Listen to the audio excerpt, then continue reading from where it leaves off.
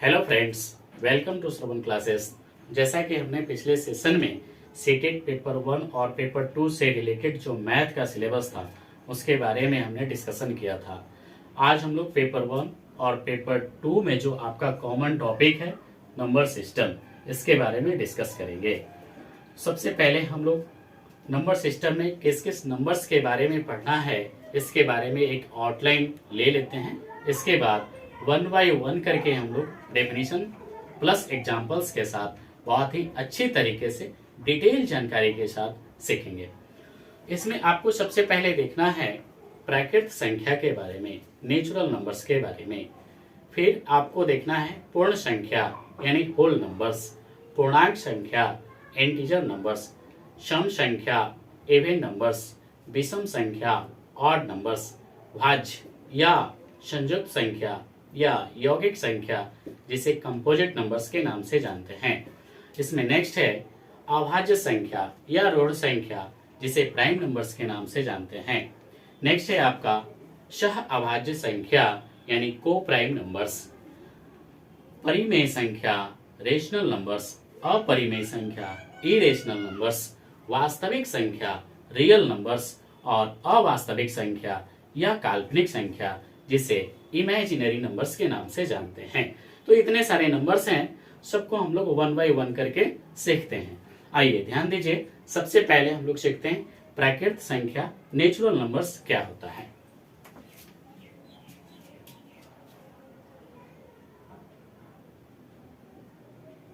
प्राकृत संख्याएं natural numbers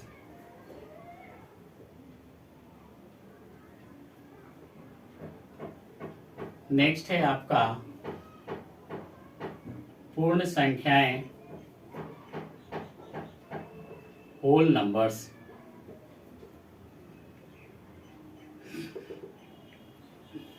next है पूर्णांक संख्याएं इंटीजर नंबर्स,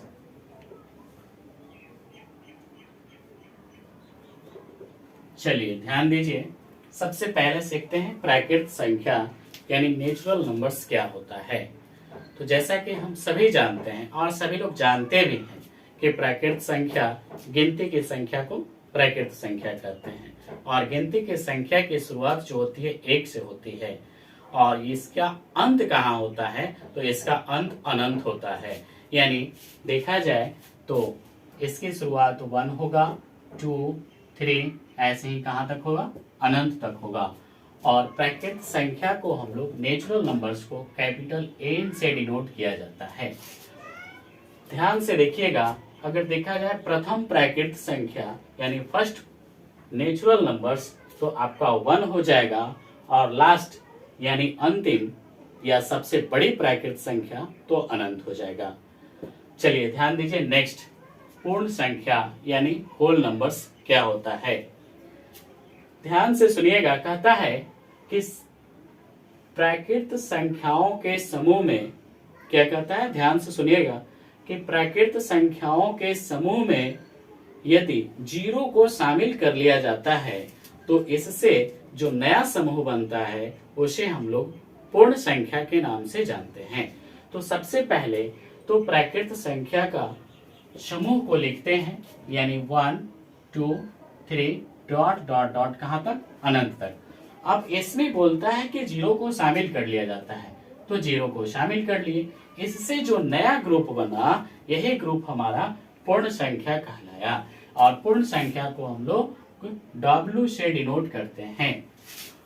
यानी पूर्ण संख्या W बराबर 0, 1, 2, 3 डॉट डॉट डॉट कहां तक, इन्फिनिटी तक।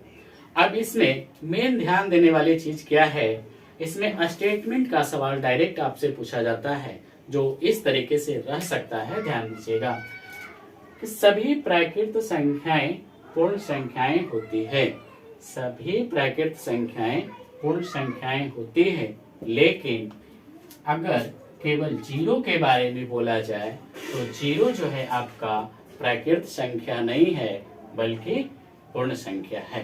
तो इस बात को ध्यान रखना है। चलिए नेक्स्ट, पूर्ण पूर्णांक संख्याएं के बारे में सीखते हैं। इंटीजर नंबर्स क्या कहता है? इंटीजर नंबर्स कहता है कि एक बार पॉजिटिव साइन के साथ और एक बार निगेटिव साइन के साथ यानी होल नंबर्स को लिखते हैं तो इससे जो ग्रुप बनता है उसे हम लोग इंटीजर नंबर्स कहते हैं। तो ध्यान दीजिएगा, यहाँ पे एक बार पॉजिटिव साइन के साथ होल नंबर्स को लिखते हैं यानी 0 1 2 3 डॉट डॉट डॉट कहाँ तक? इन्फिनिटी तक। हाँ, पॉजिटिव साइन यानी प्लस का साइन किसी भी संख्या के पहले यानी आगे छुपा हुआ होता है, इसलिए हम प्लस का साइन मेंशन नहीं किए हैं। अब नेगेटिव साइन के साथ इसको लिखते हैं। नेगेटिव साइन के साथ, अच्छा 0 के पहले प्लस दीजिए या माइनस दीजिए, कोई फर्क पड़ने वाला है क्या 0 पे? नहीं, तो इसके आगे हम माइनस साइन को मिटा दिए। इसके बाद -1 -2 -3 डॉट डॉट डॉट कहाँ तक? माइनस इन्फिनिटी तक।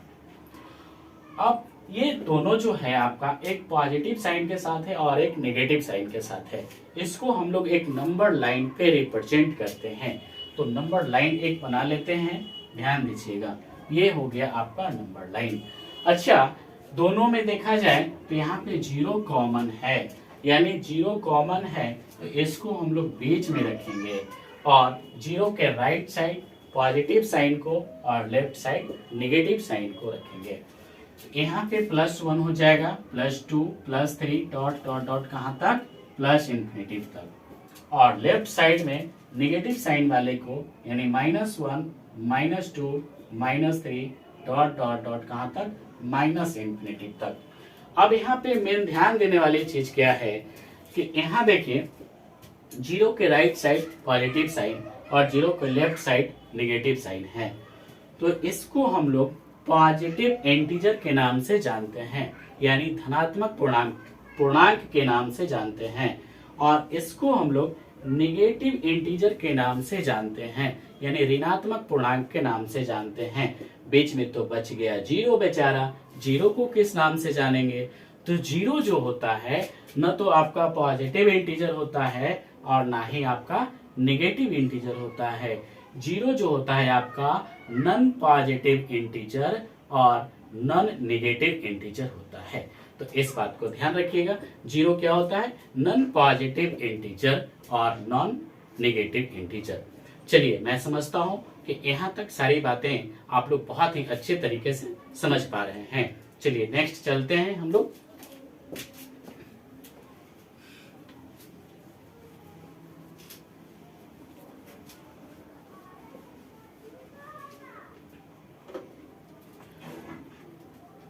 नेक्स्ट है सम संख्या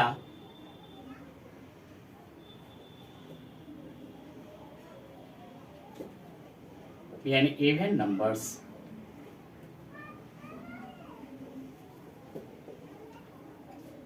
नेक्स्ट है आपका विषम संख्याएं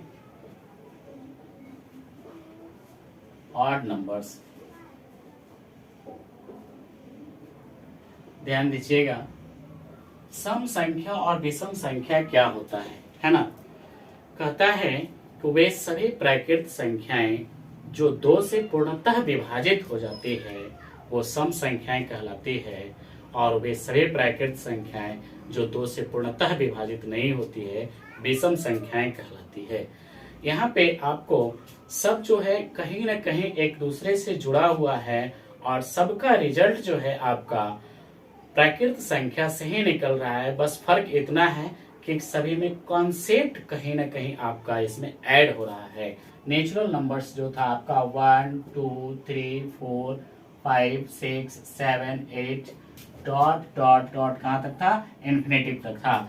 अब इसी से सब जो है रिजल्ट हमारा मिल रहा है।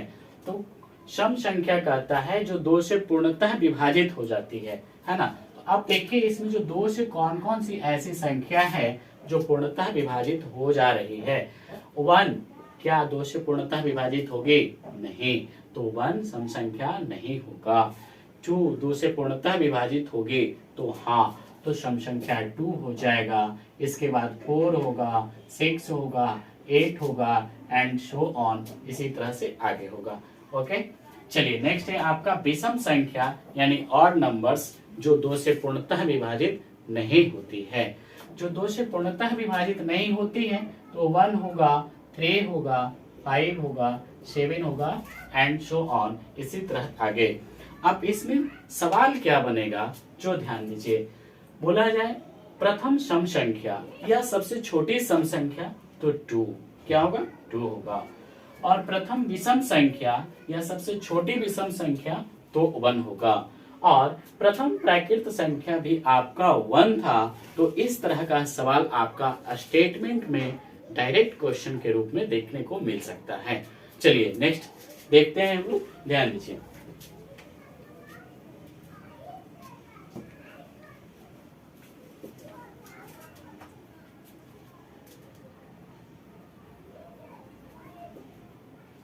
भाज्य संख्याएं या संयुक्त संख्याएं या यौगिक संख्याएं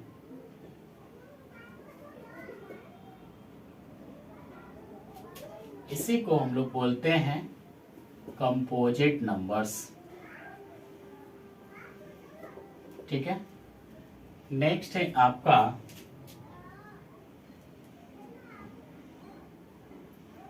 अभाज्य संख्याएं या ऋण संख्याएं, जिसे हम लोग प्राइम नंबर्स के नाम से जानते हैं। नेक्स्ट है आपका सह अभाज्य संख्याएं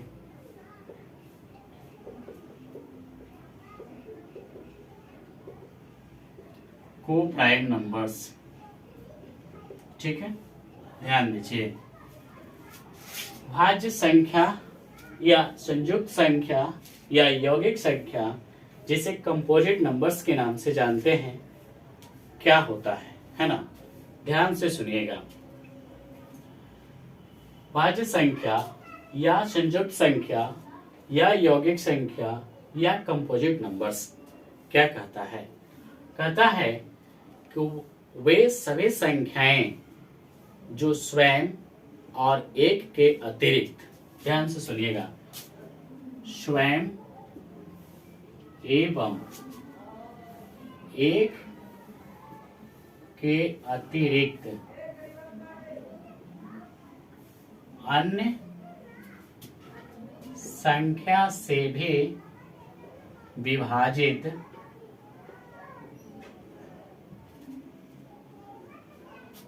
हो जाती है। ठीक है, वे क्या कहलाएगी, भाज्य संख्याएं कहलाएगी।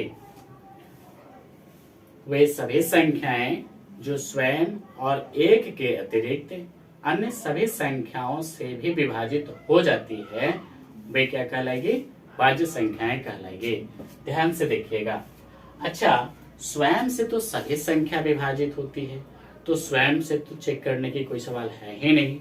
अच्छा, इसके बाद 1 से भी तो सभी संख्या विभाजित हो जाती है, तो 1 से भी चेक करने की कोई सवाल है नहीं।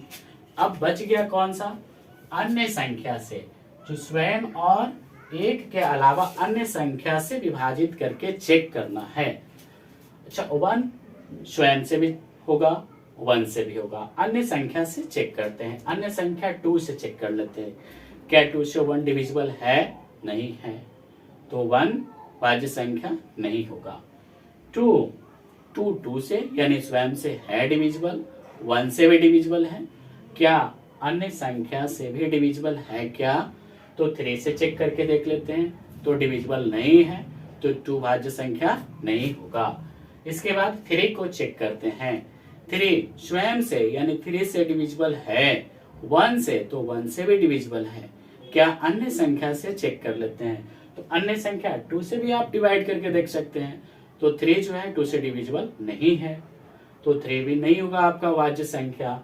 इसके बाद है आपका 4, क्या 4 अन्य संख्या से डिविजिबल है, तो हाँ 4 जो है 2 यानी 2 अन्य संख्या है, इसके लिए 2 से डिविजिबल है तो 4 आपका भाज्य संख्या हो जाएगा।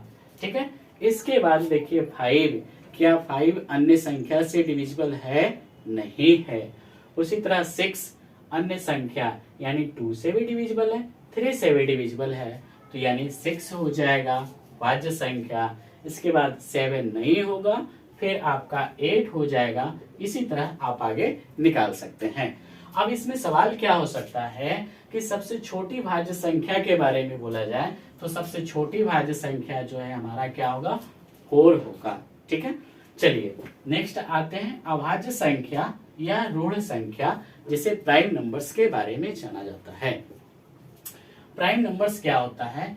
कहता है कि एक के अतिरिक्त, किसको? एक के अतिरिक्त यानी एक को छोड़कर बोल रहा है, इसमें से एक को छोड़ देना है।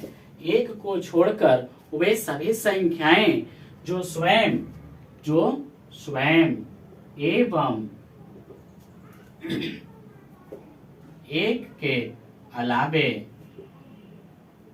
अन्य संख्या से विभाजित नहीं होती है, उसे अभाज्य संख्या यानी प्राइम नंबर्स के नाम से जानते हैं। तो चलिए ध्यान दीजिए, इसको चेक करते हैं इसमें कौन कौन सी संख्या आएगी। सो एक के अतिरिक्त, तो सबसे पहले तो एक को हटा देना है। इसके बाद 2 चेक करना है।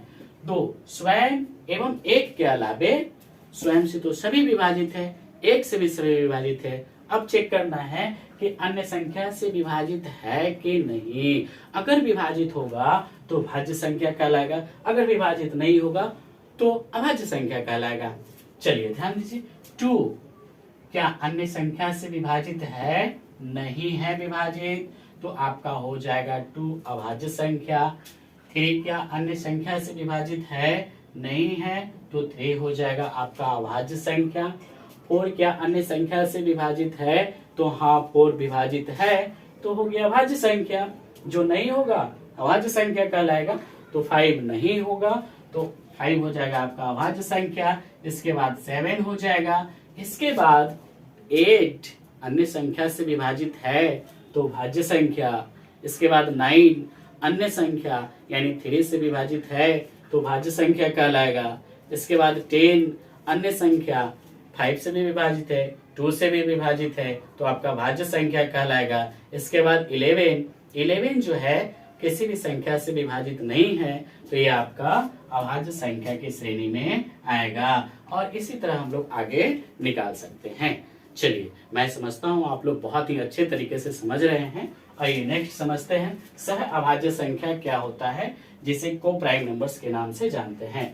को प्राइम नंबर्स कहता है कि कम से कम 2 संख्या या 2 से अधिक वे सभी संख्याएं जिसका HCF क्या कहता है, ध्यान से सुनिएगा, HCF कितना हो? 1 हो, उसे हम लोग सह अभाज्य संख्या कहते हैं। ऐसे इसमें एग्जाम्पल के रूप में देखा जाए तो क्या हो जाएगा आपका 2 5 हो जाएगा, 3 7 हो जाएगा, 4 7 हो जाएगा। और यहाँ से अगर हम 2 और 5 का HCF निकालेंगे तो 1 आ जाएगा। 3 और 7 का HCF निकालेंगे तो 1 आ जाएगा। 4 और 7 का HCF निकालेंगे तो 1 आ जाएगा। यानी 2 या 2 से अधिक वे सभी संख्याएं जिसका HCF 1 आता है, वे सभी संख्याएं क्या कहलाएगा? सह अभाज्य संख्या कहलाएगा। चलिए नेक्स्ट देखते हैं हम लोग।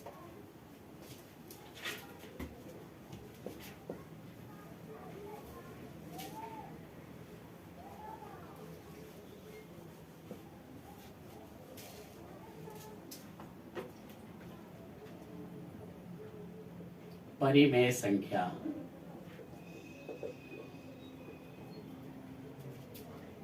Rational numbers.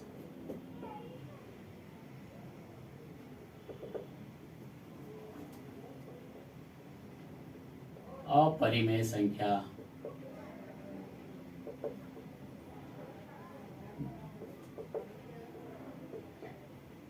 Irrational numbers.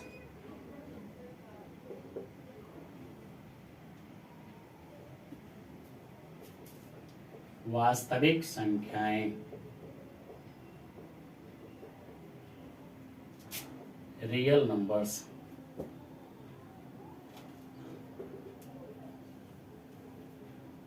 Next है अवास्तविक संख्याएं या काल्पनिक संख्याएं, इमेजिनरी नंबर्स।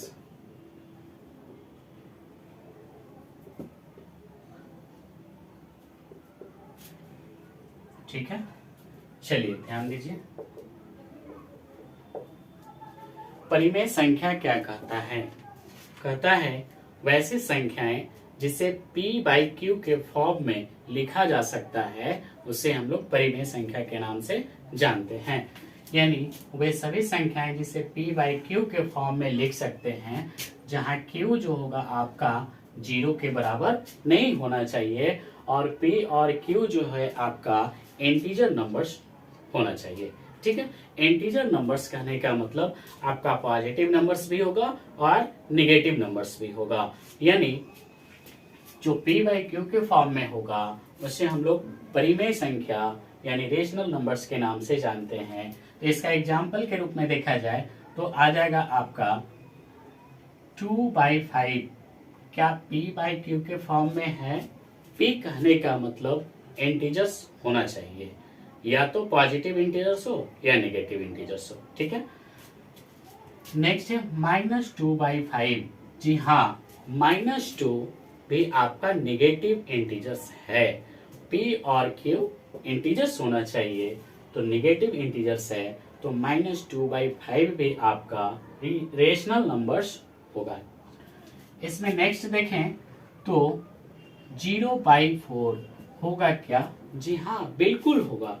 0/4, 0 भी आपका इंटीजर्स है और 4 भी इंटीजर्स है, और 0/समथिंग यानी 0 में किसी भी संख्या से डिवाइड देने पे उसका वैल्यू 0 आ जाता है। यानी कुल मिलाकर आपका 0/4 भी रेशनल नंबर्स है और 0 भी आपका रेशनल नंबर्स है। ओके, चलिए नेक्स्ट हम लोग देखते हैं अपरिमेय संख्या। वैसी संख्या जिसे p बाई क्यू के फॉर्म में नहीं लिख सकते हैं उसे अपरिमेय संख्या के नाम से जानते हैं। जैसे p बाई क्यू के फॉर्म में नहीं लिख सकते हैं, जहां q does not equal to 0। p by Q के फॉर्म में नहीं लिख सकते हैं तो कैसे लिख सकते हैं? इसका एग्जाम्पल के रूप में देख सकते हैं हम लोग √2। √2 का इसका जो वैल्यू होता है ये डेसिमल में होता है, 1.414 ऐसा करके वैल्यू होता है। तो इसको हम लोग p बाई क्यू के फॉर्म में नहीं लिख सकते हैं। इसी तरह नेक्स्ट होगा आपका √3। ठीक है, तो इसको हम लोग p बाई क्यू के फॉर्म में नहीं लिख सकते हैं, तो ये हो गया आपका अपरिमेय संख्या, इरेशनल नंबर्स।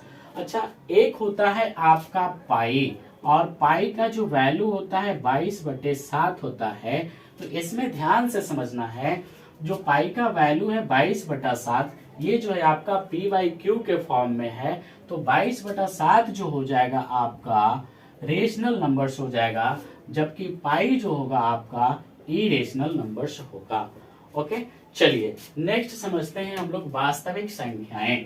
वास्तविक संख्याएं क्या कहता है? अगर आप परिमेय संख्या और अपरिमेय संख्या को समझ गए हैं तो वास्तविक संख्या समझने में जरा भी कोई परेशानी नहीं होने जा रहा है, क्योंकि वास्तविक संख्या कहता है कि परिमेय संख्या और अपरिमेय संख्या दोनों को संयुक्त रूप से हम लोग वास्तविक संख्या कहते हैं।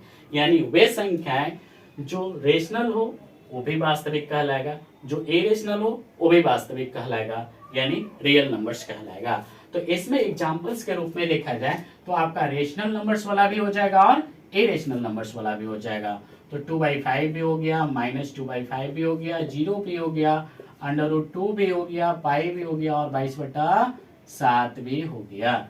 ठीक है, चलिए नेक्स्ट हम लोग देखते हैं अवास्तविक संख्याएं या काल्पनिक संख्याएं, जिसे इमेजिनरी नंबर्स के नाम से जानते हैं। तो बहुत ही आसान है इमेजिनरी नंबर्स को समझना, कि वैसी संख्याएं जो वास्तविक नहीं हो उसे अवास्तविक संख्या कहते हैं। वैसी संख्याएं जो वास्तविक नहीं हो उसे अवास्तविक संख्याएं यानी काल्पनिक संख्याएं, इमेजिनरी नंबर्स कहते हैं। और इसमें देखा जाए तो आपका एग्जाम्पल्स के रूप में हो जाएगा अंडर रूट के अंदर -1, अंडर रूट के अंदर -1। ये देखिए आपका वास्तविक संख्या नहीं है, तो ये हो गया हमारा अवास्तविक संख्याएं, काल्पनिक संख्याएं। अब इसमें हम लोग समझेंगे कि अंडर रूट -1 को, इसके डिटेल्स फॉर्म को हम लोग नेक्स्ट क्लास में समझेंगे।